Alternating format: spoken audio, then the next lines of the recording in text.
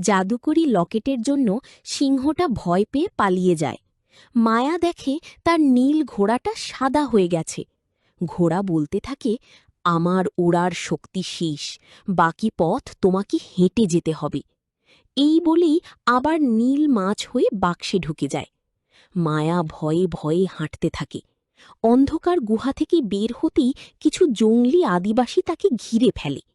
সিনকাট রাজপ্রাসাদে চারদিকে দৌড়াদৌড়ি, সব জায়গায় সাপ।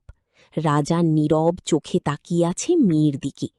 মায়াকে নিয়ে যাওয়া হয় আদিবাসী রাজার কাছে।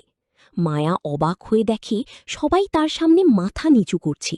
তাকে খাবার দেওয়া হয়। কথার এক পর্যায়ে মায়া তার ভয়ানক উদ্দেশ্যের কথা বলে।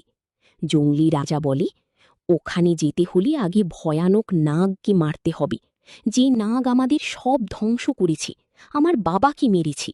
শুনেছি যে ওই গুহা থেকে বেঁচে ফিরবি তার হাতেই ওই নাগের মৃত্যু। এরপর মায়াকে একটি জাদুকরি জাহাজ দেওয়া হয় আর যুদ্ধের কৌশল শেখানো হয়। মায়াও হয়ে ওঠে এক ভয়ঙ্কর যোদ্ধা। অবশেষে মায়া বিদায় নেয়। ছোট জাহাজটা নদীতে ফেলতেই বিশাল হয়ে যায়। মায়া উঠে রওনা হয় ভয়ঙ্কর গন্তব্যে। হঠাৎ এক দানবীয় অক্টোপাস জাহাজে আক্রমণ করে। মায়া ধনুক হাতে দাঁড়িয়ে যায় সাহসী যোদ্ধার মতো। মায়া কি পারবে এই ভয়ঙ্কর দানবের হাত থেকে বাঁচতে? জানতে হলে ফলো দিয়ে পাশে থাকুন।